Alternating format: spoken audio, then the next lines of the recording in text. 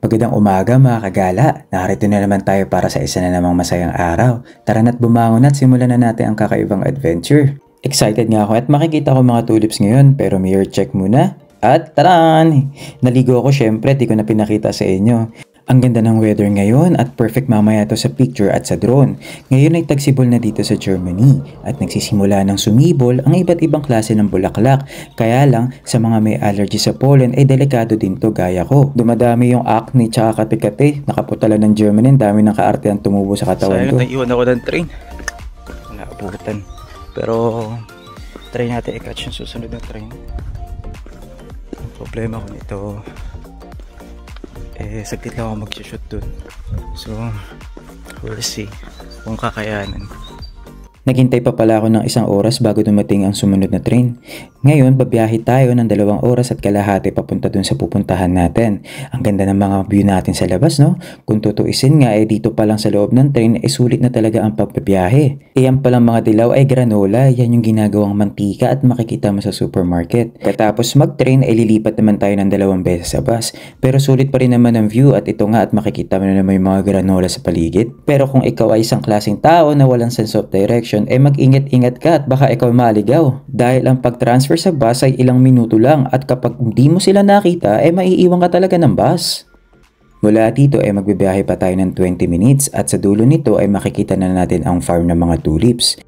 Nakakamangha nga ang mga tanawin dito at nakakawala ng stress. At habang nagbibiyahe ako nagdarasal ako at nasana makita ng mga mahal ko sa buhay kung ano yung mga nakikita ko rito sa Europa. Ito nga sa aking kanang bahagi nakikita ko na talaga ang tulip farms at excited na nga ako makakuha ng video dito pero kailangan ko magmadali dahil meron nga lang akong 30 minutes para kumuha ng video dito at pictures dahil baka hindi ko na makuha yung susunod na bus sa train. From the bus station na pinagbabaan natin, maglalakad pa tayo ng mga ilang minuto pa, mga 5 minutes siguro. And then we need to take this one for just 30 minutes kasi hahabulin ko yung bus ulit pa train kasi medyo malayo to. Actually kanina pa ako nagpipigil ng ihi, wala kasing CR dito. Hindi katulad sa Pilipinas na pwede kang umihi kahit saan. Dito pa nga lang sa may bungad ang ganda-ganda na ng mga view. Ito pala yung lumang simbahan nila dito. So we're here guys na sa Solicital. Ito yung background, so makikita nyo dito ngayon yung beauty ng mga iba't ibang color ng tulips. So I'll show you using my drone. Tara na! Alam nyo ba na dito sa Magdeburg tuwing tagsibol, naglalaro ang mga kulay ng mga tulip sa mga taniman? Sobrang kahanga-hanga, diba? May iba't ibang kulay dito, katulad nila ng pula, lila, dilaw, orange at puti. Pero alam nyo ba kung bakit kakaiba ang pagsasaka ng mga tulip dito kumpara sa ibang bansa? Dahil una sa lahat, kakaunti lang ang may alam na ang mga tulip sa kabila ng pagiging sikat nila sa Netherlands ay hindi talaga galing roon. Wow! Ang totoo, ang mga tulip ay nagmula sa gitnang Asya, katulad nila ng Turkey, Iran at Kazakhstan. Dahil sobrang layo ng Netherlands dito sa amin, ay hindi na rin kami nangangamba at meron na rin kami dito sa Solicital na nagbibigay ng kakaibang ganda sa aming paligid. Gaya ng sinabi ko kanina, ang mga tulips ay nagmula sa Turkey noong mga 1500. Ito ay dinala sa Netherlands kung saan ito naging simbolo ng kagandahan at yaman. Hanggang sa kumalat ito sa mga katabing bansa ng Netherlands.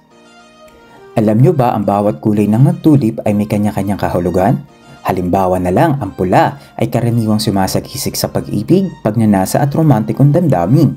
Ito rin ay nagpapahiwatig ng lakas at pagmamahal. Puti naman ay sumisimbolo ng kalinisan, kalinawan at kabutihan. Ito ay madalas na pinapadala bilang regalo sa mga okasyon tulad ng kasal o pagbibigay pugay sa isang espesyal na okasyon. Dilaw naman ay nagpapahiwatig ng pag-asa, ligaya at kasiyahan at maaring kumatawan sa pag-aalaga, pagkakaibigan at posibong disposisyon. Kulay pink naman ay simbolo ng pag-ibig, romantikong damdamin at pagmamahal. Ito ay madalas na pinapadala bilang regalo sa mga taong espesyal na puso ng isang tao. Kaya alam mo na kung anong bibigay mo sa jowa mo. Ang kulay lila naman ay kadalasan nag-uugnay sa kaharian ng dignidad at ito ay sumisimbolo ng elegansya, kagandahan at kapangyarihan.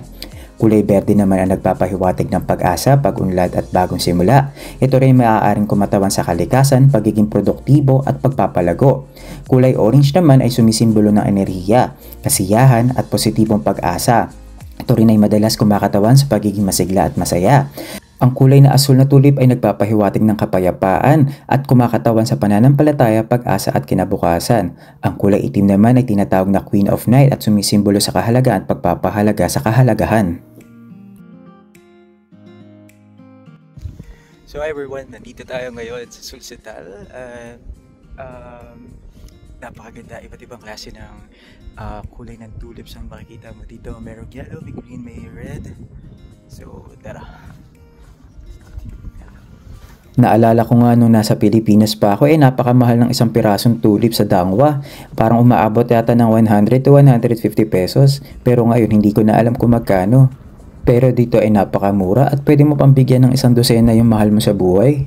Alam nyo ba ang Sulcital ay isang bayan na malapit sa Magdeburg sa Germany at kanilang kahusayan sa pagtatanim at pagpalago ng tulips ay kilalang kilala. Ang lugar ng Sulcital at Magdeburg ay karaniwang nagdiriwang ng Tulip Festival tuwing tagsibol. Sa panahon ng festival, ang mga hardin ng tulip sa buong rehiyon ay binubuksan sa publiko para magmuni-muni at paglilibang. Ang pagtatanim ng tulip sa Sulcital at Magdeburg ay hindi lamang isang tradisyon kung hindi isang paraan ng pagkakaisa at pakikibahagi ng komunidad. Dito ay maaaring ikaw na mismo ang kumuha ng sarili mong tulips at babayaran mo na lang sa kahera. Itong at nakita ko si Lola at bibigyan ng tulip si Lola, papasana all ka na lang, may forever talaga. Alam nyo ba, habang nagbi-video ko ay nakita ko yung ibang truck dito, hina-harvest yung ibang tulips. Nagtaka ako at nalulungkot, sabi ko bakit tinatanggal? Yung pala, kailangan putulan ng ulo ang mga tulip dahil nga para sa ikabubuti ng taniman. Totoo yun. Ito ay para palakasin ang mga tulip na lumalaki at magkaroon na mas malusog na mga bulaklak sa hinaharap. Amazing, di ba? Hindi naman masasayang ang mga bulaklak nito dahil pwede rin itong gawing essential oils. Ang tulip ay mayroong mahinhin at nakaka-relax na amoy na maaaring gawing isang oil o pabango. Pwede rin itong gawing scented candles at handcrafted soap kung saan yung amoy nito ay talagang mapaparelax ka. At bago tayo umuwi, bibigyan ko kayo ng isang magandang drone view dito sa Sulcital.